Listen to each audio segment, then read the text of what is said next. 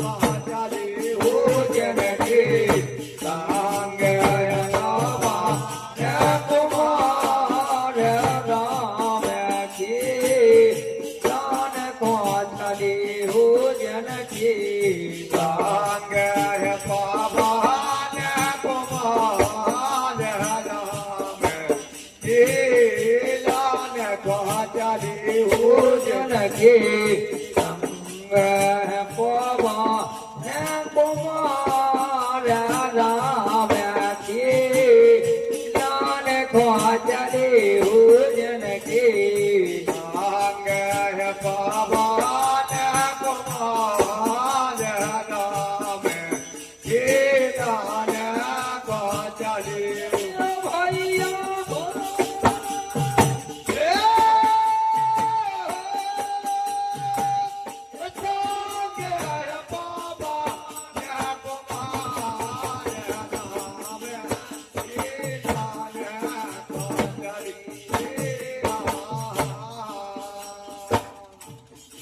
और देखिए भगवान की लीला बड़ी अजब होत है और बड़े बड़े मायाधारी बड़े बड़े वीर नहीं जान पाते हैं और हम अनजान से भली कैसे भगवान की प्रभु की माया को जान सकते हैं। हरे कहने की हरे कहने की आखन में मारो ये तो कौन कैसो हो जावे ज्ञान जना में खो कलवा हो जा ये लगी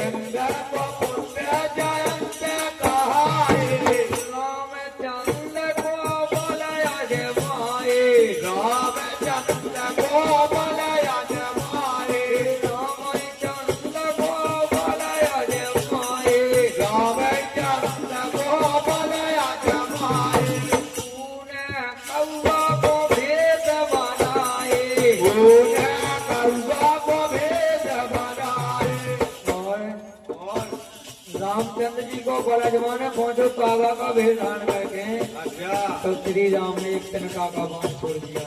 हाँ पूरे कौवा को भेद बनाना पूरे कौवा को भेद बनाना हरि ने मारो तेने को बाण वह हो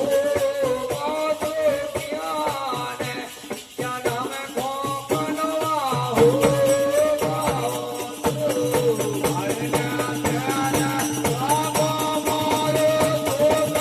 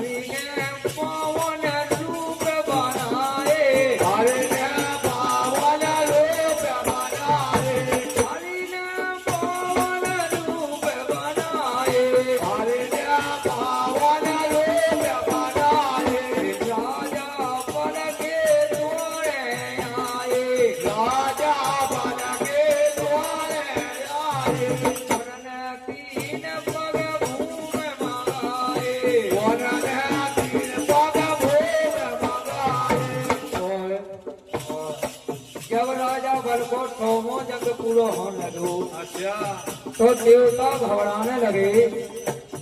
तो घबराते हुए और इतने में नारद जी पहुंच गए। अच्छा बोले महाराज को जो उपाय बताइए। राजा वल्लभ प्रतिज्ञा कही कि मैं 100 जग पूरे हो जाए जिसके वो इंद्र को अधिपति हो सकता है। अच्छा तो उसी चढ़े हुए इंद्र छुड़ा लेने। तो नारद जी ने कहा कि हे देवताओं, अपनी माता दीदी के पास जाओ। उनने 1 वर्ष है माने 1000 वर्ष तक भगवान विष्णु का एकादशी व्रत किया है। अच्छा जब उनने वरदान मांगने को कहा तो माता दीदी ने कहा कि हे प्रभु, मुझे आप जैसे पुत्र चाहिए। तो देवतन ने जाकर वो याद कराई। तो माता दीदी ने विष्णु भगवान को स्मरण किया। तो उनने भादों के महीना में शुक्ल पक्ष में और बावन देव धारण करे। पाँव में आके हाँ, ये उनका गुरु ने रोक लगाई। उनका गुरु ने रोक लगाई। जहाँ से भगवान ने 3 पग धैर्य मंगाई। अच्छा तो गुरु शुक्राचार्य कहने लगे, हे महाराज, ये कोई छोटा सा बालक नहीं है, जो ही वो दुनिया को करता है। इसे तो गड़बड़ है मामलो, इसे तुम हाउ नहीं पाओ। राजा बल बोलो, हे गुरुदेव, जब भगवान स्वयं भगवान क्यों नहीं हो और मेरे सामने भीख मांग रहा हो तो मैं देने से हट नहीं सकता हूँ, क्योंकि मैं राजा हूँ। इनकार नहीं कर सका। ये हरि ने और वे जब नहीं माने तो उस कमंडल की टोटी में पड़ गए। विष्णु भगवान ने अच्छा उठा की सीख डाल दी। कहने लगे, राजा इसमें सीध भरगाओ। तो मैं इस सीख से साफ कहता हूँ, ये उन्होंने तेने का ये पूरी उनकी आँख उन्हें हो